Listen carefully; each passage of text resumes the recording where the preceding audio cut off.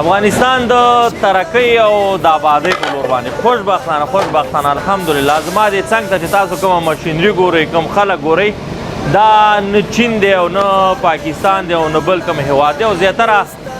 دغسې شیان که تاسو وګورئ دا د اندونیزیا څخه به راتلل پخوا وایي دا اندونیزي دی ډېر خلکو به ډېر خوښول خو الحمدلله پخوا موږ فکر کوو که دغه لوښي دا وسایل دا د ګاونډ څخه راځي یا د نورو هیوادونو څخه راځي خو الحمدلله افغانستان ورځ تر بلې په راپورته کېدو باندې دی افغانستان ورځ تر بلې د سیلانو سره په سیل کېدو باندې دی خوشبختانه دلته تاسو دغه دومره کاریګر ګورئ دا دومره مشینري ګورئ دا په جلال آباد کې د لوښو جوړولو کارخانه ده که تاسو هر طرف ته ګورئ دلته ګورئ دا پلیټونه دا هر شي دا په جلال آباد کې جوړیږي او دا چې افغاني د دې وطن سره مینه لري د دې وطن په ترقۍ او پرمختګ باندې خوشحالیږي یقین موشه چې د زړه نه به په دغسې شیانو باندې خوشحالیږي تاسو ګورئ چې زمونږ ډېری ځوانان هغه د بیکارۍ د وجې نه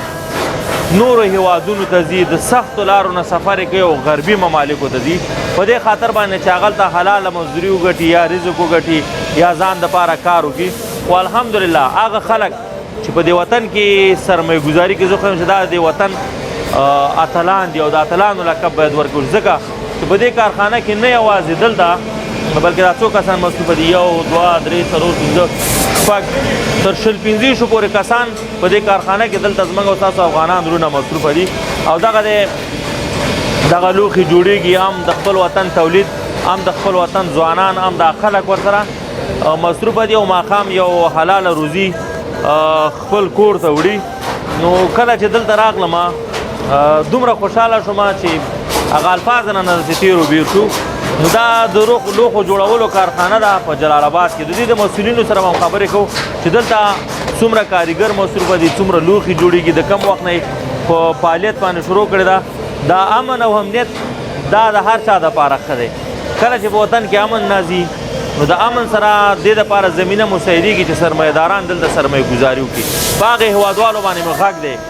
چې په نورو هیوادونو کې تاسو پیسې د پردي بانکونو کې ذخیره کړي دي راځئ راشئ خپل هیواد ته دلته سرمایه ګزاري وکړئ دا ګورئ دلته یو ورور د لوښو جوړولو کارخانه جوړه کړې ده او ډېری ځوانان ډېری خلک په دې کې ورسره مصروفه دي نو هم دغه خلک دا کاریګر ماښام ته کور ته یو څه وړي هم دغه لوښي چې پخوا موږ په ګرانه بیه باندې اخیستل اوس کولی شو چې موږ یې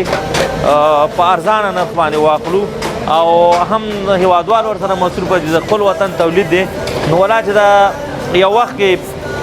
به زه ډېری خلکو داسې ویلی چې وایي ستا په غاړه کې چې کوم لباس دی که نه که دغه جامې دي وایي دا پردي دي که دا واسکټ دی دا پردی دی خو هر څه د سر نه خپل پورې موږ پردي شیان استعمالول نو که دلته کله سرمایه ګزاري وشي انشاءالله تعالی یو وخت موږ د رخ کارخانه د واسکټ د کورتۍ د بوټ د هر څه چې موږ خپل جوړ کړو دلته به ګڼ شمېر ځوانان او خلک هم پکې مصروفه شي هم به دوی ته د کاروبار زمینه برابره شي هم به ورسره زموږ وطن ترقي وکړي راځئ چې دا لوښي څنګه جوړیږي دا در باندې ګورم تاسو ګورئ چې زما په لاس کې دغه کومې کاسې دي که نه دا یا دې ته ورته دا غټې او وړې مختلفې کاسې یا دا تاسو ګورئ چې هغه په اصطلاح پتنوس ورته وایي چې دغه پکې راوړي که نه خلک شیان پکې راوړي خو زه به داسې وایم چې دا پتنوس څنګه جوړیږي راځئ دا پتنوس موږ ستاسو په مخ کې جوړو په کارخانه کې کار شروع کړ دغه پوډر اخلي استاد دا په طول ورچې دا یو پتنوس د څومره لوښي نه دغې نه جوړیږي دا 200 ګرام ښه یعنې دا یو پتنوس دی ښه د دې دوه پلیټو نه دا یو پتنوس جوړو راځئ چې څه رقم د جوړیږي نو استاده کله ورچو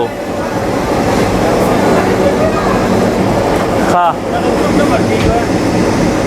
دا ګروپونه مړ کېږي مړې کا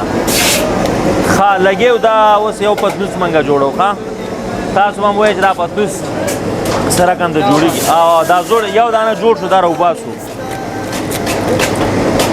ښه دا جوړ شو دې خوا راشه مومن صاحب دا دې ځې شه دا ګورې دا تیار د پتنوس واچومه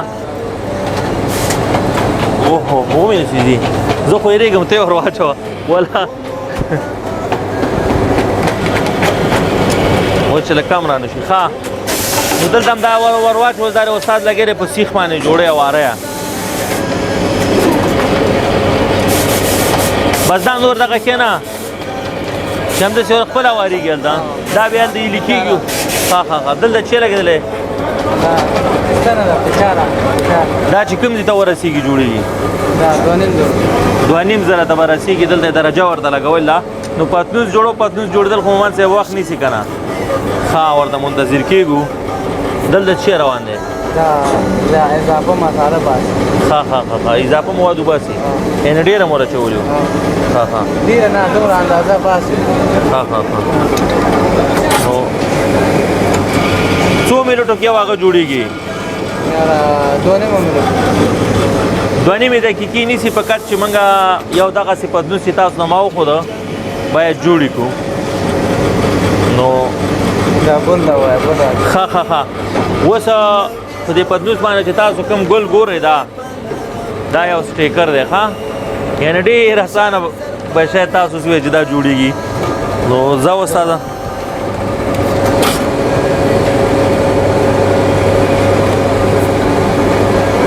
ماشاءالله اوس ورباندې سټیکر لګو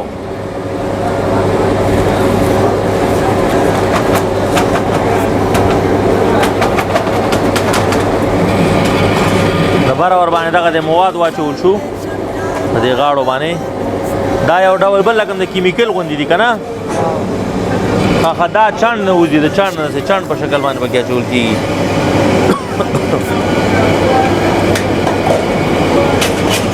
ها نو بس دا پتنوس باندې مو کار روان کړی دی اوس وګورو چې خدای دې وکړي چې زما دا پتنوس جوړ راشي ماشاءالله دا کوزي کا ها نو دغه دی تاسو ګورئ اوس استاده څه کوو ورسره دا وزن ورباندې ږدو دا خو تاسو ګورئ دغه پتنوسونه به دا د دې ځوان د لاسونو برکت دی د دې د ګوتو کمال دی سروره سړی مه شي جوړ تازه تکړه طبیعتونه دې ښه دي کلاري ده نوم دې څه دی نقیب الله ته یوازې همدغه پتنوسونه جوړولی شي که نه دا نور شیان هم ته جوړولی شي کار یو ماشین ته ودرېږي ښه یعنې دا مهمه نه ده چې یو کس دی استازي بل دی د بل شي استازي ټول ماشینونه یو رقم دي استاد ته استاده فرق ده ښه او پتنوسونه دي زیات وخت د پتنوسونو ته درېږم هر ماشین کاروی سم یوازې دا نه څه پتنوسونه چې هر یو ماشین انشاءالله کاروی سو چې یو کس تا غوندې استاد شي باید څومره وخت کار وکړي 4 میاشتې 3 میاشتې وخت غواړي چې متوسط سي او دې مرحلې راورسېږي ښه تا 4 میاشتې کار وکړه هغې نه وروسته بیا استاد شوې 4 میاشتې او څومره وخت کېږي چې په دې کارخانه کې ته کار کوې زیات وخت سو یو کال به کېږي یو کال وړاندې دې څه کول یو کال وړاندې ایران ته تللی وم ښه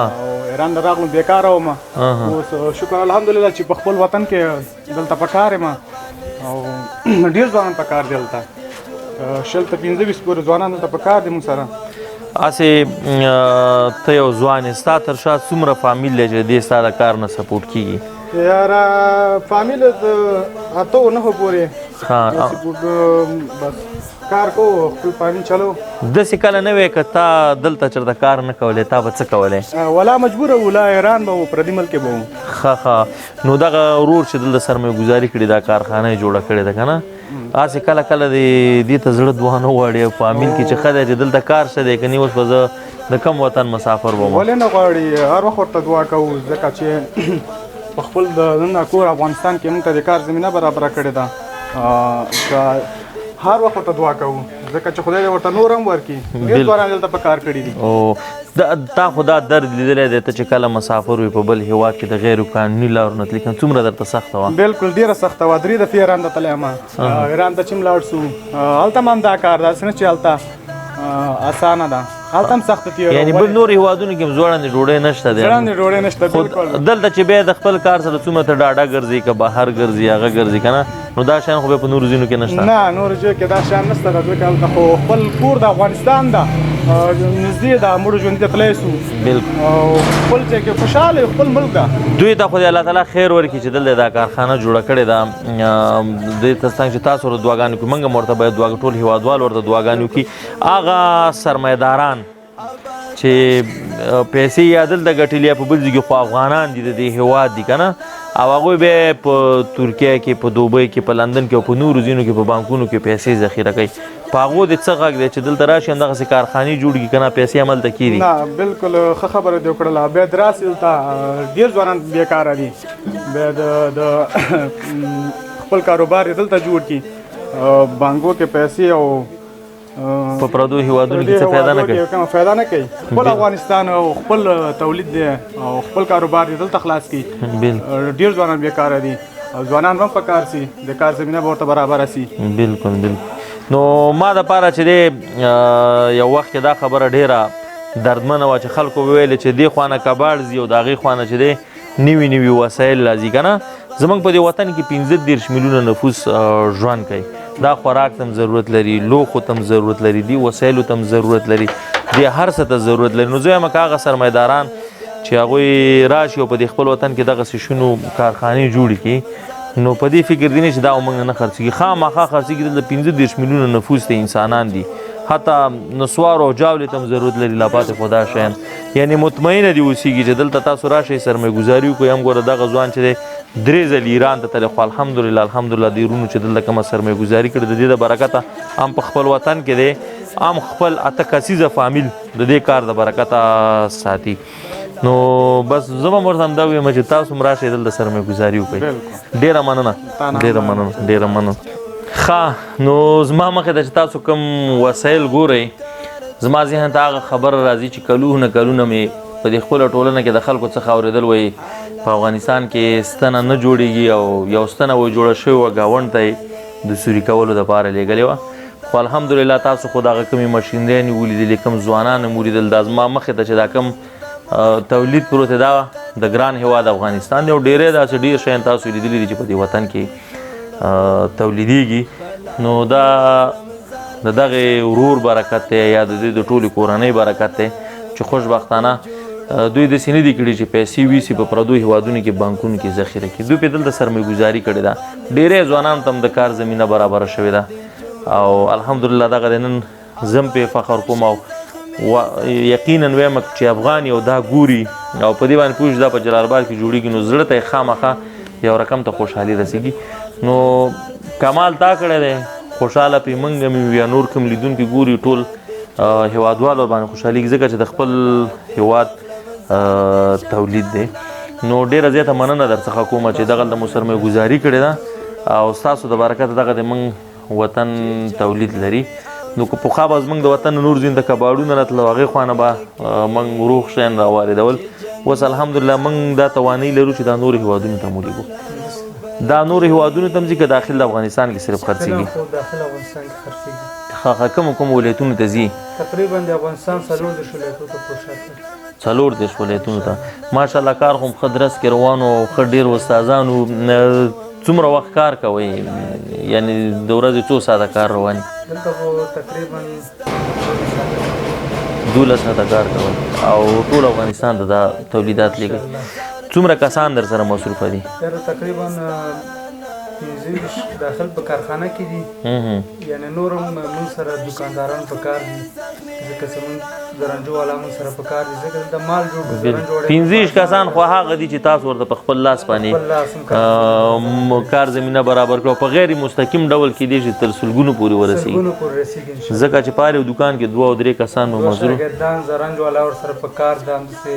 چوک کارګر ور سره په کار ده، کله مال باري ګاډی باري. څنګه دا مفکوره تاسو سره پیدا شو چې په وطن کې داسې یو کارخانه جوړه کړو؟ دغه خو مخکې پخوا نه موږ د پلسکو کار کوو، بیا هغه لکه د نورو هېوادونو نه م راوړو دلته م خرڅول؟ بلکل پاکستان څخه موږ راوړو. بیا څه کله موږ پوه شولو چې دا شی وطن کې ښه وځي، ښه تولید لري، ښه پروشات لري، نو موږ دا سوچ وکړو چې پاکستان نه دا صنعت راوړو افغانستان ته. نو تقریبا 8 کاله کېږي چې موږ د پلسکو کار کوو. ماشاءالله ډېره زیاته مننه. زیاتره هېوادوال به تاسو ګوري، کېدای شي یو څوک وغواړي چې دغه واخلي، نو ستاسو د ټلیفون شمیره ورسره هم شریکه کړئ. مشکل نه لري، هغه خو سب لري لیکي نه او چې واتس اپ نمبر یې لا بخښي ویل د به په سکرین مو لیکم 0 ښه. نو دا فعاله شمیره ده ان شاء الله تعالی زه به سره په سکرین باندې به درته هم ولیکم. نو که د هیواد په هر ګوټ کې یو دغه وسایل تاسو اخلئ نو دې په ځای چې د بل چا نه واخلئ ډایرکټ کارخانې سره تماس ونیسئ. کله کله داسې یو افتخار په دې خپل کار باندې نه کې چې دومره ځوانان او دومره مشران ستاسو د برکت دلته مصروفه دي. الله دا خو الله نه موږ ډېر راضي یو چې په وطن کې ځوانان موږ سره کار کوي او موږ خپل هم په کار اخته یو. په ځای چې بل هېواد ته لاړ شو هلته سرمایه‌ګزاري وکړو، په خپل وطن کې سرمایه‌ګزاري کړې، خپل وطن کې راته خپل وطنوال کار کوي. دا د افتخار خبره. ډېری هېوادوال که نه د دوبۍ د ترکیه یا نور اروپایي ملکونو په بانکونو کې خپلې پیسې ذخیره کړي دي پرتې دي که نه ورته که ګټه ورته کوي یا تاوان ورته کوي خو بل چاته یې ګټه رسېږي. هغه پیسې چې هغوی هلته دغسې ایښې دي تخته کړي په هغوی دې څه غږ دی؟ نو هغوی څخه زموږ دا غږ د ځان تقاضا ده چې راسې خپل وطن کې کار وکړي، خپلو هېوادوالو ته کار زمینه برابره کړي. په ځای چې دې هلته پیسې بندې پرتې دي کار یې واچوي، هم به دلته ګټه ورسېږي هم وطن ته. ډېره زیاته مننه. نو زما هم په هغې ورونو باندې غږ دی چې تاسو پیسې درته الله تعالی درکړي دي. راځئ د دې وطن د دې خلکو د دې ځوانانو په موږ او تاسو باندې یو حق دی تر څو ستاسو په ذریعه باندې دوی ته د کار زمینه دلته برابره شي او سلګونه کسان سلګونه ځوانان مو په کار شي. دوی در شا چې څومره فامیلونه دي هغوی ته به هم ستاسو د برکته په مستقیم او غیر مستقیم د حلال روزي ګټلو یو زمینه برابره شي. اوله چې دا وطن په موږ او تاسو باندې حق لري. نو راځئ چې په دې وطن کې د مختلفو شیانو کارخانې جوړو کو هغه چې د نورو ځایونو دلته منګه شیان راوړو پردي او بیا دلته خرڅوو یا اخلو د دې په ځای چې موږ دلته خپل جوړ کړو. ډېره زیاته مننه. السلام علیکم ورحمت الله.